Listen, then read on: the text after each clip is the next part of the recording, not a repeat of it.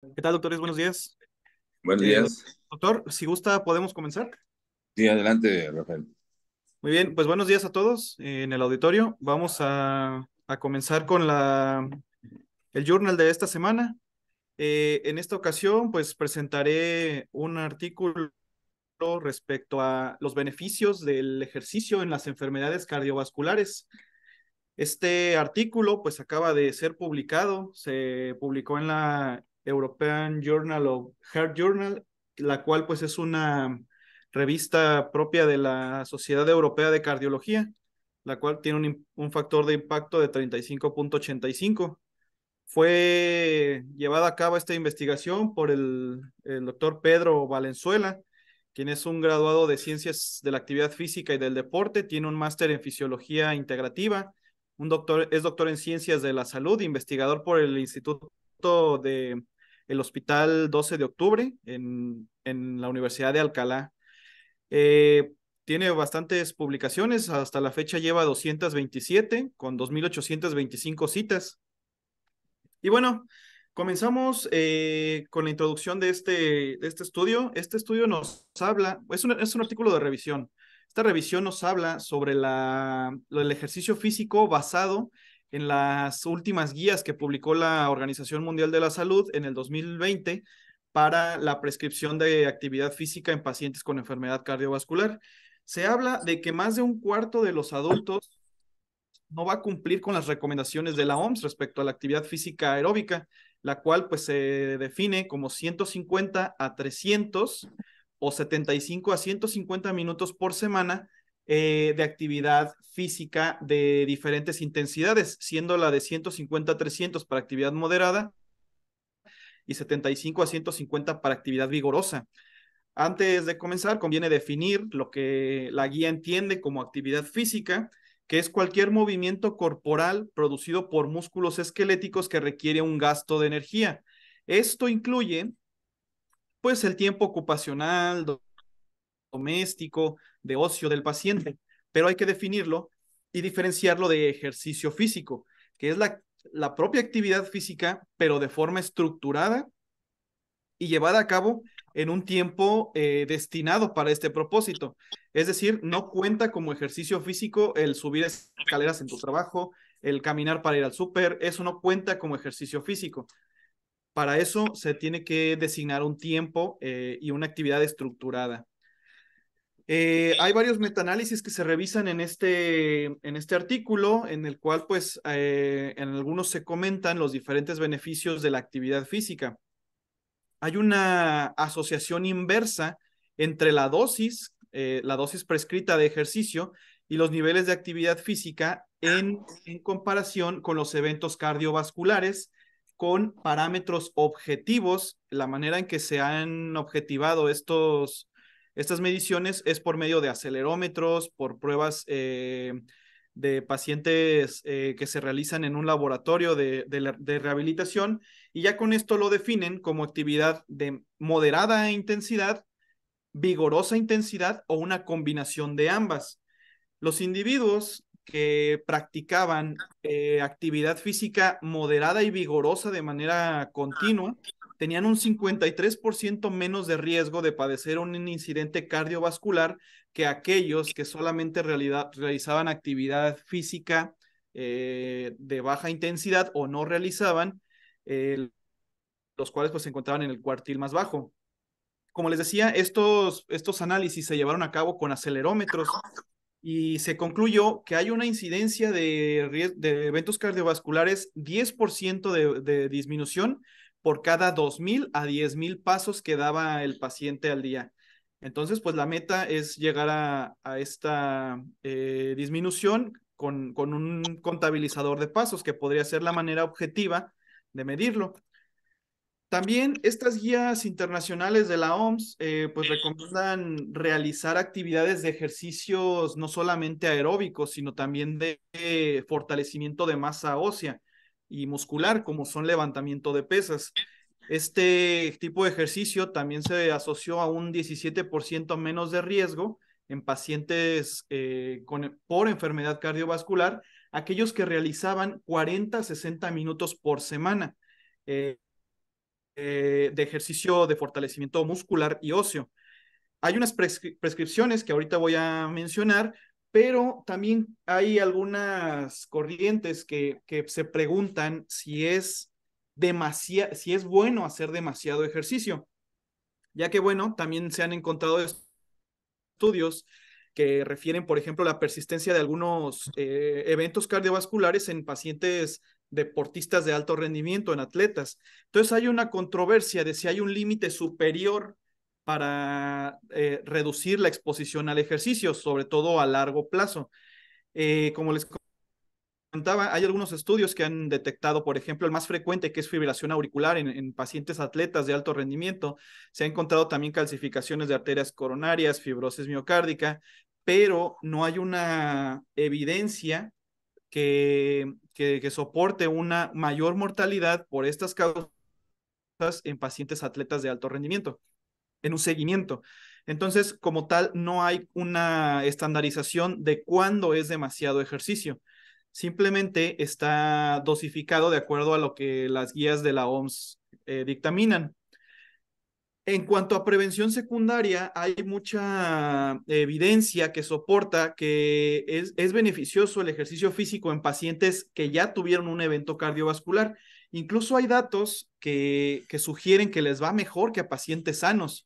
Por ejemplo, este estudio, se llevó a cabo un estudio de seguimiento de 6 años en 130.500 pacientes con diferentes tipos de enfermedad cardiovascular, ya sea AVC, infarto al miocardio, insuficiencia cardíaca, y se encontró una asociación inversa con la actividad física, incluso en aquellos pacientes que eran libres de eventos cardiovasculares. Por ejemplo, este estudio mostró una reducción de 14% de eventos cardiovasculares nuevos en pacientes que ya tenían uno previo, con solamente reducción de 7% de riesgo en pacientes, bueno, más bien en personas sanas. Es decir, el paciente que ya tuvo un evento cardiovascular tiene una menor reducción, una mayor reducción de eventos cardiovasculares secundarios después de integrar el ejercicio físico en su tratamiento, en su estilo de vida. Hay otros estudios como este de 7.058 pacientes que también se informó que aquellos pacientes que realizan actividad física como una tarea exclusiva, es decir, no como parte de su trabajo o no como parte de sus actividades cotidianas, mostraron una reducción de eventos de riesgos cardiovasculares con una reducción de hasta menos 28%, comparado con 7% con aquellos pacientes que subjetivamente decían que hacían actividad física, pero no con un horario establecido ni como una condición rutinaria. Por eso se dice que la actividad física tiene que ser establecida como una actividad propia, no como un hobby, no como una parte de tu trabajo, no como una actividad dentro de tus labores cotidianas, sino estandarizarte un horario para realizarla. Y justamente lo que se propone como guía de la OMS en cuanto al ejercicio aeróbico, recomiendan que por semana tienes que realizar 150 a 300 minutos de actividad de moderada intensidad, 75 a 150 de actividad vigorosa o una combinación. De hecho, los pacientes que combinan los dos tipos de terapias tienen una menor incidencia de eventos cardiovasculares. Y la misma guía nos propone que sigamos el anagrama FIT, que es la frecuencia, tiempo, tipo e intensidad del ejercicio para poder dosificarlo. La guía comenta, es como ejemplo, porque en realidad la misma guía te dice que todo tiene que ser individualizado, una frecuencia de 5 veces por semana con un 40-69% de consumo de VO2, un tiempo de 30-60 minutos por sesión. El tipo pues puede ser desde caminata, bicicleta, el ejercicio con levantamiento de pesas para los ejercicios de soporte muscular y óseo.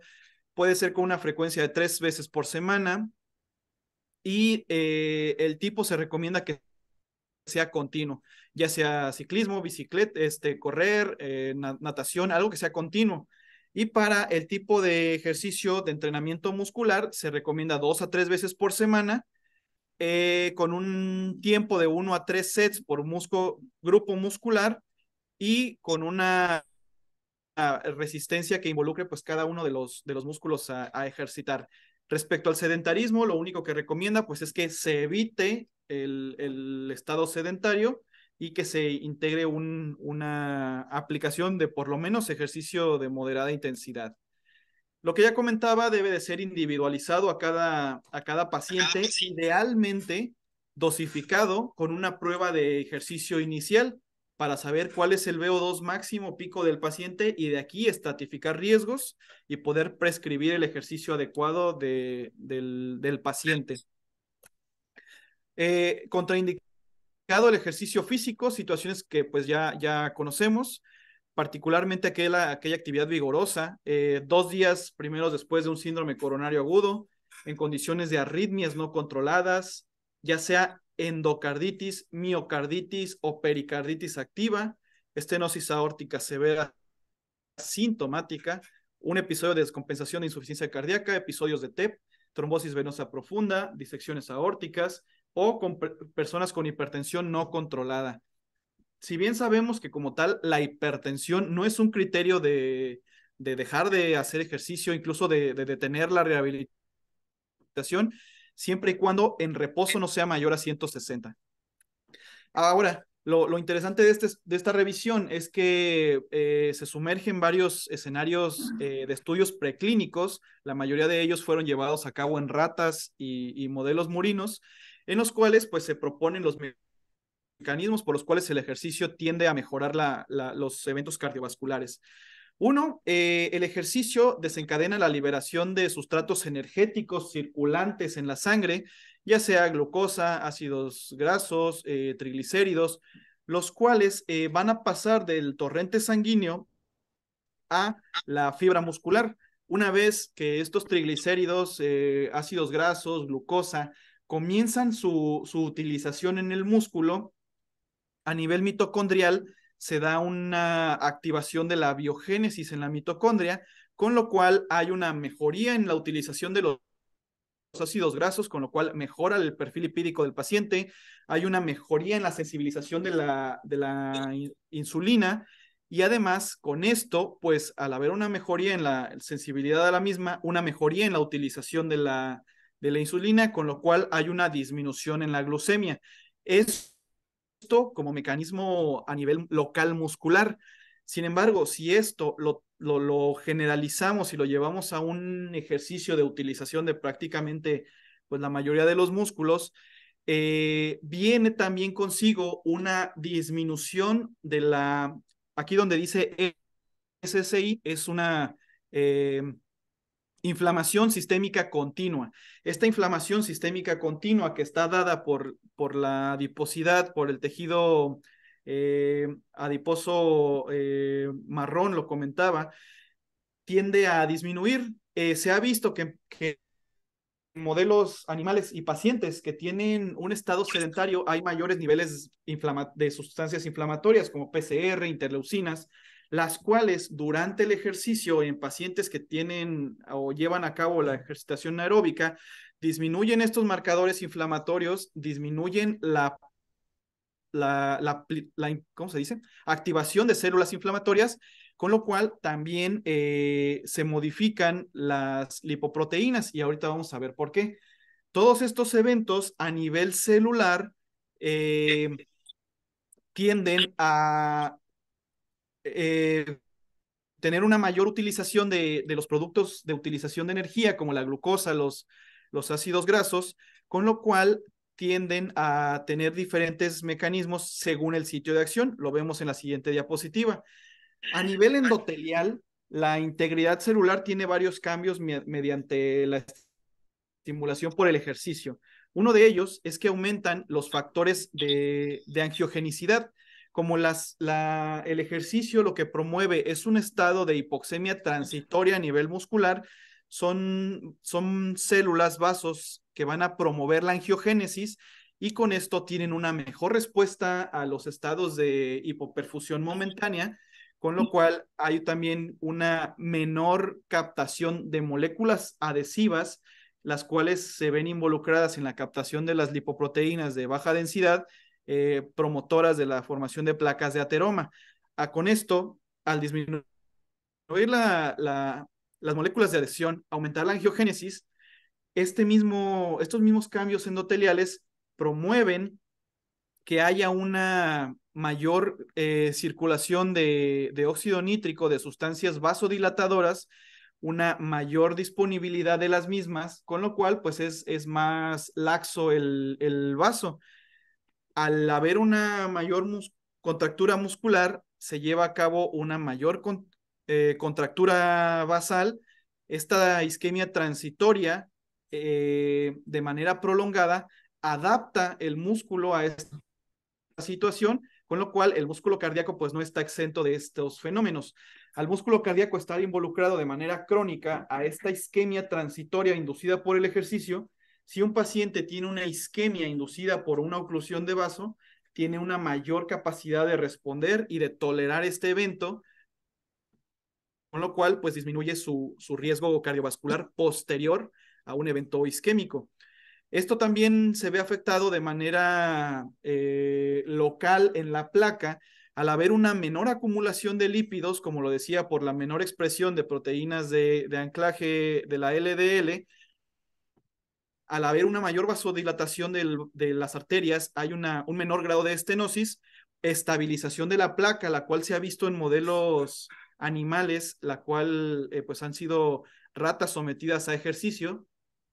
En modelos histológicos se ha visto que disminuyen la intensidad de la placa, el volumen de la misma, hay una mayor estabilización de esta, y a nivel estructural aumenta el tamaño de las arterias coronarias, tienen una mejor capacidad elástica, una mayor capacidad vasodilatadora, disminuye su grosor y además aumenta su capacidad de complianza. Esto, a su vez, ya de manera general, se lleva una remodelación miocárdica guiada por la disminución en el estrés miocárdico, un aumento en el balance autonómico, que en la siguiente diapositiva lo vamos a explicar, un aumento en la función vascular endotelial a nivel de las miofibrillas, también mejora la contractilidad y se habla todavía en procesos preclínicos que hay una activación de la telomerasa, con lo cual se lleva a cabo una regeneración desde nivel molecular a nivel de ADN, con lo cual promueve la proliferación y reparación miocárdica. Y este que es el último parámetro de aumento en las exerquinas son moléculas que se han ido desarrollando de forma novedosa, las cuales son eh, ¿cómo se dice? Reguladas y secretadas por distintos órganos del cuerpo, entre ellos el hígado, la grasa, los músculos, y son moléculas que ahorita vamos a hablar de ellas que promueven la regeneración vascular y celular.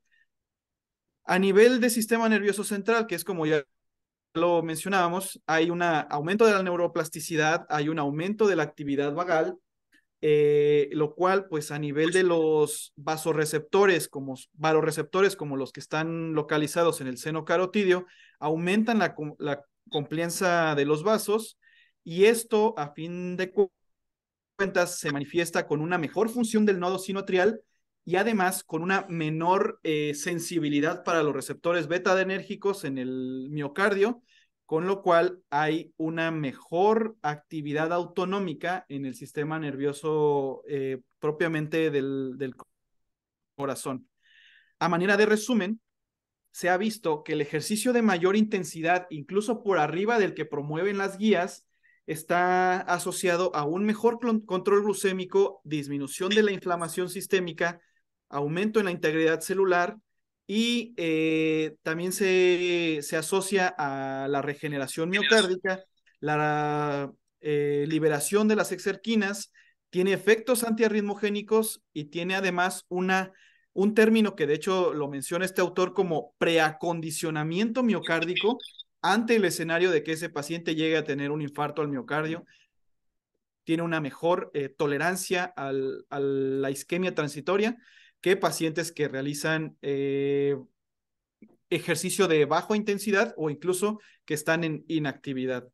Entonces, el autor concluye que la actividad física y el ejercicio son importantes para inducir efectos remodelatorios adaptativos en pacientes que no han sido sometidos a un evento cardiovascular y en aquellos que ya tienen antecedente de un evento cardiovascular. Es un panorama que realmente necesita todavía mucha investigación, pero pues hasta ahora las tendencias son que el ejercicio se debe considerar como una terapia anexa a la medicación, a los cambios en el estilo de vida, ya que pues se ha visto bastantes resultados favorables en la aplicación del mismo. Y bueno, faltan 4 minutos, doctor. ¿Hay algún comentario? Muy bien, excelente revisión, Rafael. Realmente un artículo bastante extenso con más de 200 citas bibliográficas y pues una resumen bastante, pues bastante bien hecho y yo creo que pues nos demuestra, ¿verdad?, ya en forma científica los beneficios del ejercicio aeróbico, principalmente en la prevención primaria y secundaria de enfermedades cardiovasculares. Uno de las cosas que resalta aquí es que la única y la mejor forma de elevar las HDL, aparte de la mejoría que hay en otros factores lipídicos, es que el ejercicio aumenta el HDL, ¿verdad? Y es algo muy Sí, importante para recomendarlo a los pacientes que tienen principalmente problemas de hiperlipidemia. Y lo otro es el acondicionamiento físico, pues eso pues es una parte importante tanto de la rehabilitación en prevención secundaria. Y aquí resalta también que en el infarto agudo de miocardio, pues lo recomendable es que el ejercicio físico sea iniciado en pacientes estables una semana después, ¿verdad? En pacientes que ya son sometidos por un síndrome coronario agudo a algún procedimiento de angioplastía y colocación de stent, pues lo recomendable es esperar un mes, ¿verdad? Pero pues yo creo que aquí pues se resumen bastante bien todos los beneficios del ejercicio físico aeróbico y las cantidades de ejercicio que hay que hacer y también la importancia de los ejercicios de resistencia que deben ser realizados en forma moderada. Oye, pues felicidades, yo creo que fue una excelente presentación. No sé si hay algún comentario de los asistentes, los demás residentes o alguno de los profesores. pues creo que no, doctor. Solamente pues comentar pues sí, la verdad, que nosotros en nuestras sesiones de rehabilitación justamente pues es todo lo que tratamos de hacer con el paciente. Se le incluye tanto rehabilitación de moderada intensidad, una combinación de las mismas. Nosotros aquí en las sesiones también les hacemos sesiones de levantamiento de pesas. La verdad es que da gusto ver que lo estamos haciendo bien y justamente como la guía lo recomienda. Exactamente. Y muy Bueno, bien, muchas gracias, sobre doctor. todo también en los pacientes que tienen factores de riesgo, sobre todo ya a los pacientes hipertensos, les digo que el ejercicio es parte de su tratamiento, no nada más los medicamentos. Muy bien, pues excelente, Rafael, y continuamos con el siguiente artículo. Gracias, doctor. ¿Qué tal, doctor? Buenos días. No sé si alcance a ver la pantalla ya proyectada. Y cómo no, adelante, Ray. Eh, bueno, vamos a iniciar este artículo. Se acaba de publicar recientemente en el New England. No voy a ahondar más en la revista, ya la hemos tocado mucho. Y es el seguimiento a 5 años, que prácticamente en teoría sería el seguimiento final, según el protocolo inicial del COAP Trial, para ver hasta dónde se han mantenido los beneficios. A manera de una breve introducción, el COAP Trial fue un estudio que se realizó en pacientes con insuficiencia cardíaca que padecían de insuficiencia mitral secundaria. Hay que recordar que de las principales causas es una cardiopatía isquémica, hasta en casi un 60%, y está presente además en casi el 50% de los pacientes con miocardiopatía dilatada, perdón. Esos pacientes van a tener, aparte del cuadro de la insuficiencia cardíaca, la disfunción sistólica que puede ir progresando. Van a tener estos hallazgos característicos en el ecocardiograma, que es el movimiento de tethering de las válvulas, una restricción tanto para el cierre, un jet que suele ser más excéntrico, como se muestra en la imagen, y pues lo que va a condicionar, a fin de cuentas, a una dilatación de la aurícula izquierda. El tratamiento de base es siempre un manejo médico óptimo. Hay que recordar que este estudio inició, si mal no recuerdo, en el 2012, entonces todavía no estaba tan amplio el arsenal de medicamentos como lo tenemos ahorita.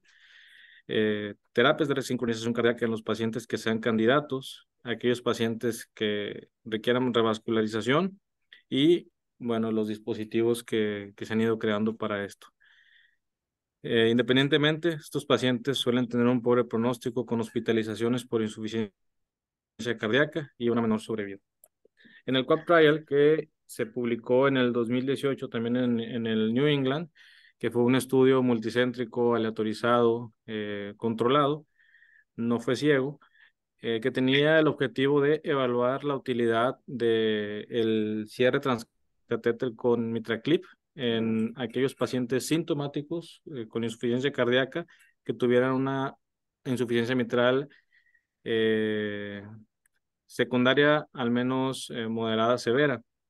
Estos pacientes se dividieron en dos brazos, en aquellos en los cuales iban a tener la terapia médica óptima, además del cierre con MitraClip, versus aquellos que únicamente tenían la terapia médica óptima, para evaluar distintos puntos, pero el principal fue el número de hospitalizaciones por insuficiencia cardíaca. Fue un total de 614 pacientes que se dividieron en los dos grupos. 302 quedaron en el grupo del MitraClip o del dispositivo y 302 en aquellos pacientes con la terapia médica. Y dentro de los dos pues, puntos duros que se evidenciaron fue que en aquellos pacientes a los cuales se les colocó el MitraClip para los 2 años, que fue el primer resultado que se hizo en este estudio, hubo una reducción de casi un 47% de hospitalizaciones por insuficiencia cardíaca, y para el outcome secundario, que fue la mortalidad, hubo una reducción de casi un 38% para la mortalidad. ¿Okay? Entonces, pues fueron resultados muy alentadores para este tipo de pacientes. El diseño es prácticamente el mismo que del QAP Trial. Aquí no me voy a detener. Los criterios de inclusión fueron pacientes mayores de 18 años que presentaran síntomas con insuficiencia mitral secundaria al menos moderada, independientemente podrían ser de etiología isquémica o no isquémica, que tuvieran un manejo médico óptimo, que tuvieran una clase funcional de la New York de al menos 2, que ya tuvieran hospitalizaciones por insuficiencia cardíaca con una FEBI de entre un 20 y un 50%, y algunas otras características ecocardiográficas que se detallan.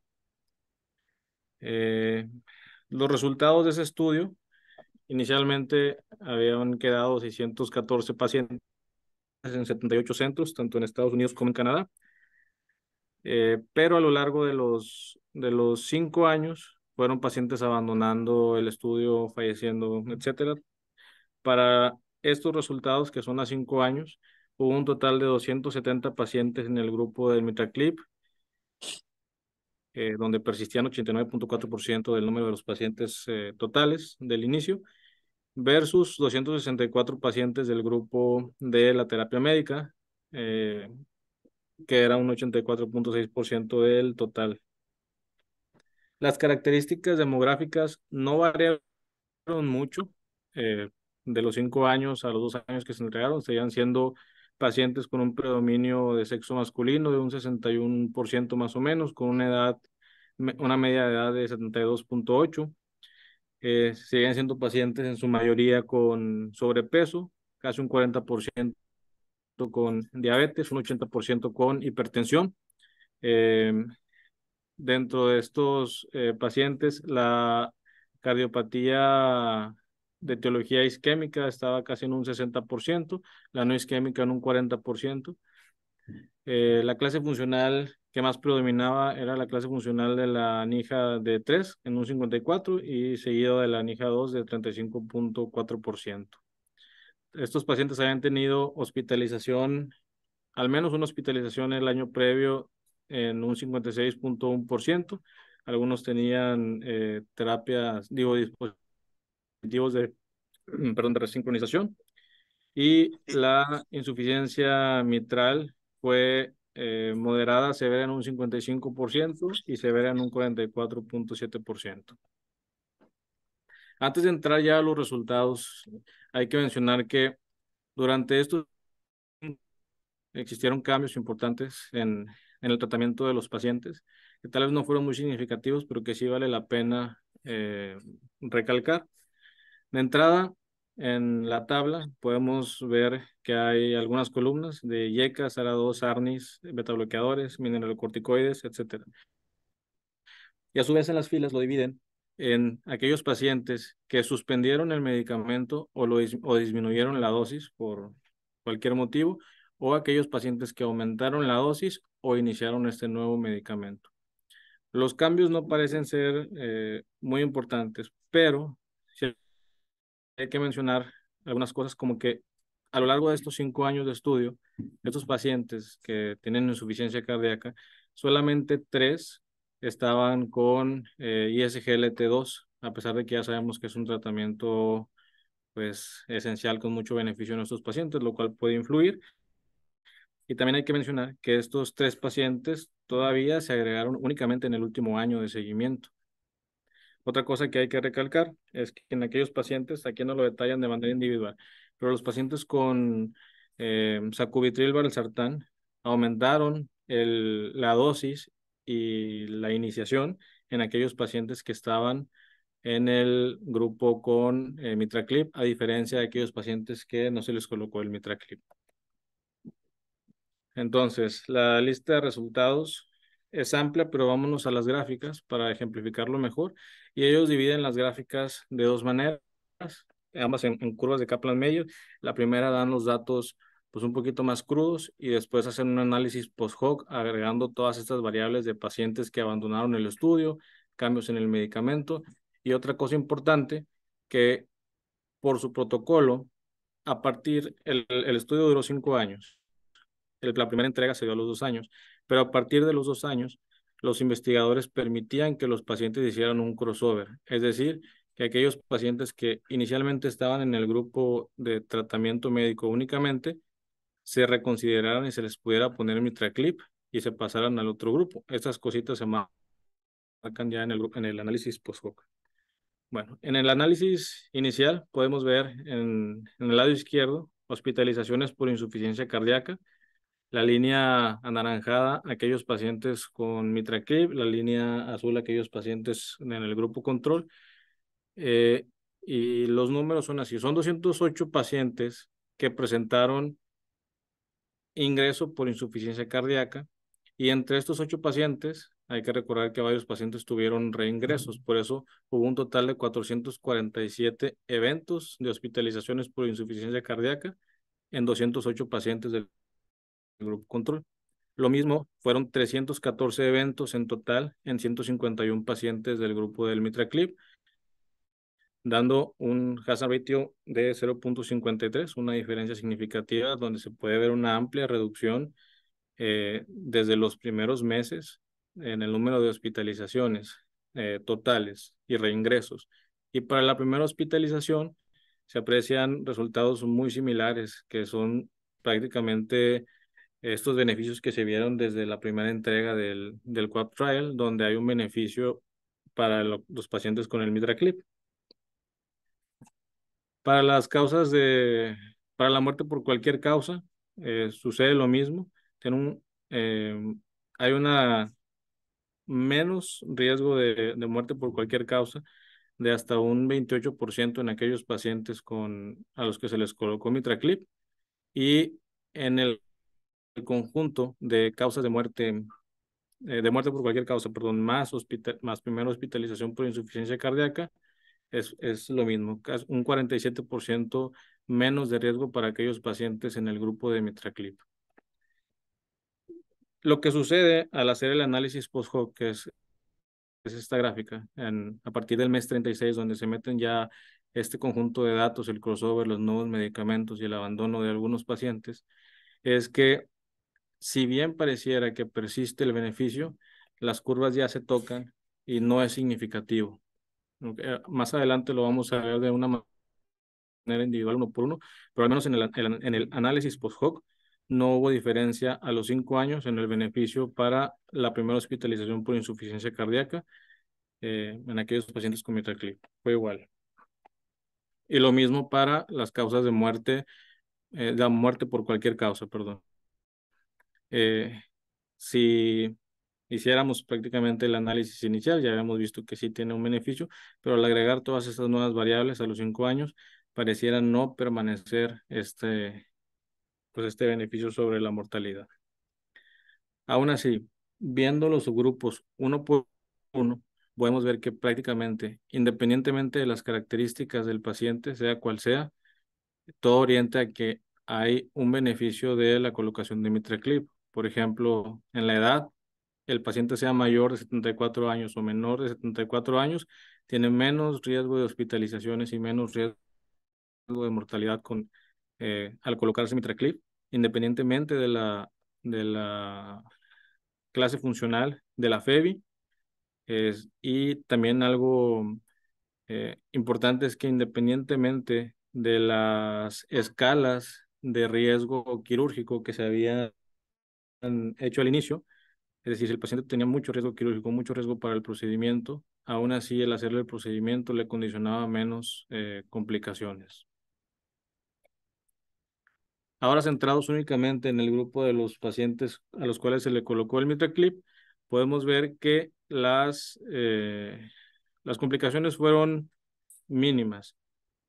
Para los 60 meses, que es aquí al final, hubo eventos en un 10.8%, que muchos de ellos no se consideraron significativos. Complicaciones específicas del dispositivo únicamente en 1.4%, y si se fijan fue algo que se mantuvo durante los 5 años.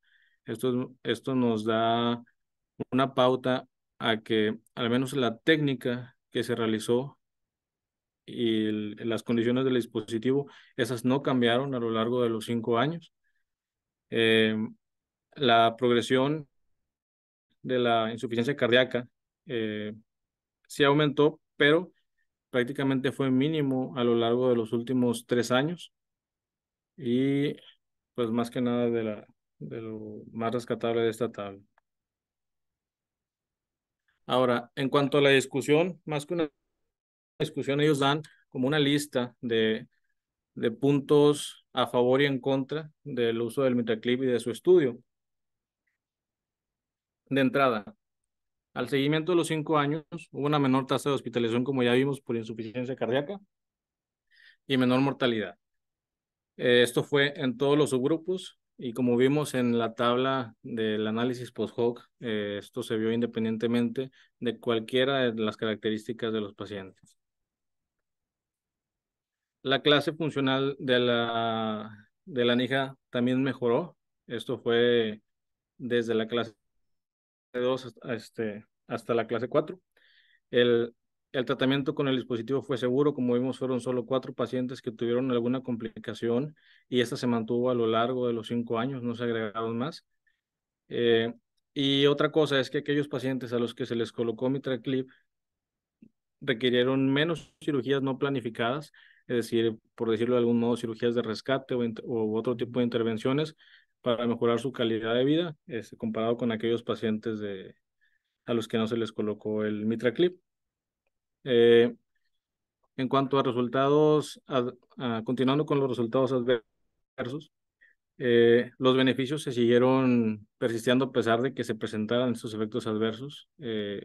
Sí hubo pacientes que llegaron a fallecer o que fueron hospitalizados por insuficiencia cardíaca, lo cual mencionan los autores que resalta esta necesidad de que se implementen nuevas terapias, y también mencionan que hay que recordar que dentro del 2012 al 2017 pues no contaban todavía con con algunos nuevos medicamentos, ni otras actualizaciones de las guías, cosa que hay que mencionar para esto, esta cuestión de que persistiera la mortalidad o las complicaciones.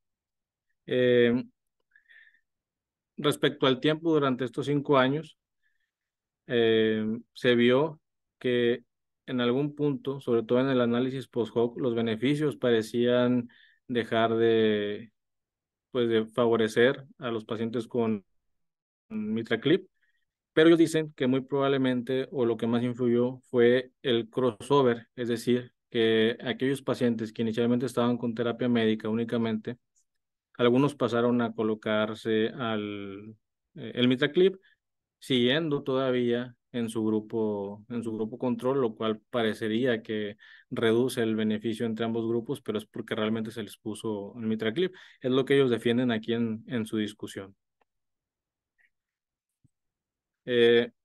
Otro cambio con respecto en el tiempo es que aquellos pacientes que se les hizo el crossover y se les puso el MitraClip mejoraron de una manera importante la sintomatología y redujeron el número de hospitalizaciones.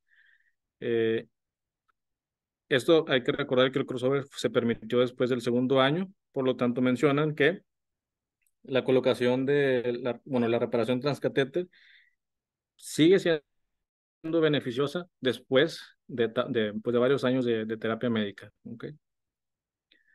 En cuanto a los eventos adversos, aún pueden ocurrir, eso es un hecho, es algo que demostró este estudio, independientemente en aquellos, o todavía en aquellos pacientes que se les hizo el procedimiento, pero aquí influyen otros factores como la edad avanzada, más comorbilidades, vaya, cosas no necesariamente propias del dispositivo. Y hay que recordar que algo que no mejora el dispositivo es la cardiopatía de base. Esa difícilmente la va a mejorar, va a persistir, lo que le va a condicionar todavía al paciente pues un mayor riesgo para complicaciones. Otra cosa en cuanto al tratamiento, lo que había mencionado es que el tratamiento estándar evolucionó a lo largo de estos 5 años. Hubo cambios en algunos medicamentos y ellos mencionan eh, un punto importante, sobre todo con el sacubitril valsartán, y es que el número de aumentó el uso y la dosis en el número los pacientes que utilizaron Mitraclip. Y ellos dicen que es porque el Mitraclip mejoró la hemodinámica del paciente, les mejoró la clase funcional, las cifras de hipertensión arterial, lo que permitió que se añadiera este medicamento y con esto todavía agregarle el efecto del medicamento a mejorar la calidad de vida. En las limitaciones es que no es un estudio, es un estudio que no fue ciego, hubo pacientes que abandonaron el tratamiento a lo largo de estos 5 años, sin embargo los resultados se mantuvieron, pues eso es un hecho. En la actualidad ya hay mejoras del Mitraclip, ese estudio no las menciona, y también hay nuevos dispositivos pues, que están siendo estudiados, que pueden llegar a ser una opción en diferentes clases poblacionales, más de nueva cuenta los cambios en las guías para la terapia médica óptima. En una conclusión de este seguimiento, 5 años del COP Trial, la reparación transcatéter fue segura, redujo la hospitalización por insuficiencia cardíaca, redujo la mortalidad por cualquier causa y pues aparentemente sigue siendo muy prometedor en este grupo de pacientes. Es todo. Muy bien, Ray. Pues es un estudio bastante interesante que pues demuestra la ventaja de la utilización de este tipo de procedimiento. No sé si hay algún comentario, sino para comentar algo. ¿Algún comentario por parte de los residentes? Sí, Enrique quiere comentar algo. A ver, Enrique. A mí me gusta agregar, doctor, que, pues bueno, es bien sabido que el Entresto tiene bastantes beneficios en pacientes que tienen insuficiencia mitral por dilatación, que viene siendo parte de lo que viene siendo el estudio. Y en las columnas solamente venía basando, pues bueno, cuántos pacientes tomaban ñeca, otros ARA y otros ARNIs, que si bien sí estaban siendo utilizados, pues bueno, no documentan qué tanta población utilizaba unos en contra de otros, ni si estaban optimizado el tratamiento con los ARNIs. Entonces, yo creo que es un pequeño como hincapié que habría que profundizar probablemente un poquito más. Digo, no estoy desacreditando para nada el uso del Mitraclip, solamente que pues a lo mejor hay ciertos pacientes que sí se han beneficiado de solamente manejo médico en vez de, pues bueno, tener que agregarles el Mitraclip. Muy bien. Y yo de acuerdo, pues es importante considerar que el paciente esté recibiendo un tratamiento óptimo y ahora con la ventaja de los ARNIs, pues vemos una mejoría importante en la insuficiencia cardíaca, que es la principal complicación en insuficiencia mitral. Muy bien, pues ya habría que revisar eso. ¿Algún otro comentario? No, doctor. Bueno, Nada bueno, más ya que, no, que sí, sí, que vale la pena un seguimiento con los cuatro fantásticos, a ver cómo les va. claro. Y realmente mi comentario es de que en el caso de insuficiencia mitral, este, pues la ventaja de este tipo de procedimientos se manifiesta más en pacientes que tienen ya una clasificación 3 de insuficiencia cardíaca, ¿verdad? Que es la principal complicación de la insuficiencia mitral. Pero es muy difícil en un paciente que tiene una clasificación 1 o 2, pues decidir si este paciente debe ser llevado a este tipo de procedimientos. Y realmente, pues, se requiere una buena evaluación individual de cada paciente, también, pues, utilizar todos los medicamentos que están a la mano, ¿verdad? He visto pacientes con insuficiencia mitral que, pues, van conmigo por una segunda opinión para cirugía, pero que no están recibiendo un tratamiento adecuado. Con el tratamiento adecuado, pues, se controlan perfectamente bien y disminuyen mucho pues, las complicaciones de la insuficiencia cardíaca. Tengo un paciente, bueno, estos procedimientos pues empezaron desde el 80. Yo me acuerdo que en ese entonces se hacía a través del seno coronario una reducción en el anillo de la válvula mitral. Pero este procedimiento pues realmente era muy poco aplicable y pues muy laborioso de llevar a cabo. Actualmente con el MitraClip se hace más sencillo. El problema pues es el costo pues que tiene que ser una persona muy experimentada en este tipo de procedimientos. Realmente aquí lo vemos en nuestro país muy poco, en comparación con Estados Unidos y Europa. Y les comentaba, tengo un paciente que tengo 40 años viéndolo. Este, en ese entonces, pues era una persona como de 30 años que tuvo el diagnóstico por ecocardiografía de una ruptura de cuerda tendinosa por una insuficiencia aguda. Tenía algo de disnea. Y el paciente lo empecé a manejar con IECA, nada más, nada de diuréticos y un poquito de beta bloqueador para reducir la frecuencia cardíaca que estaba un poquito acelerada.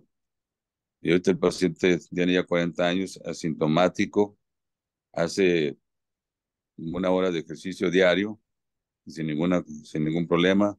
Su corazón está de tamaño normal, su fracción de expulsión arriba del 50%, pero pues si persiste con una insuficiencia mitral moderada. Entonces, es importante la Sí, doctor. evaluación completa de estos pacientes, ¿verdad? Micrófono. ¿Nos Y escucha? pues, sí, bueno, ¿me escuchan? Sí, Sí, sí. sí, doctor. Ok. Entonces, pues, es importante pues, la evaluación total de estos pacientes y tratar de modificar todo lo que pudiera estar afectando, ¿verdad? La evolución de estos pacientes en cuanto a su insuficiencia cardíaca, un control adecuado de la hipertensión, de su obesidad. La recomendación de ejercicio también es importante, que ejercicio aeróbico, nada más, no nada de ejercicio de resistencia, o en una forma moderada. Entonces, pues, pero resulta interesante y ojalá pudiéramos tener un poco más de acceso a este tipo de procedimientos, sobre todo para pacientes más complicados, ya con hospitalizaciones por insuficiencia cardíaca. Bueno, ese es mi comentario.